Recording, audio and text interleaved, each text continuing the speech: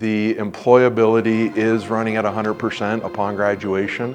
Second semester, I already have a summer job. Not to say that's like easy, but it's definitely something that you can get if you like really hustle. They came up to our table and they're like, every single one of you needs to give us your resume. It's recession proof. There's always going to be work, there's always going to be a job. It's going to continue to be needed.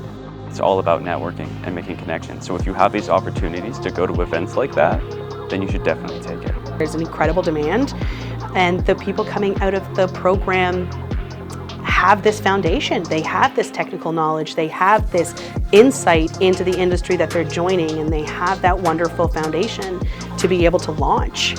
It's the licenses, the diploma, and the network that really separates this program from everyone else. You know, not a lot of people think about getting into insurance or insurance being a career. A lot of people talk about they fell into insurance. You will find a job within the industry and you will find a rewarding career. You have an opportunity to thrive if you really try your best, put yourself outside your comfort zone, say yes to opportunities, and I think that you'll find yourself in a position to really do well and be successful.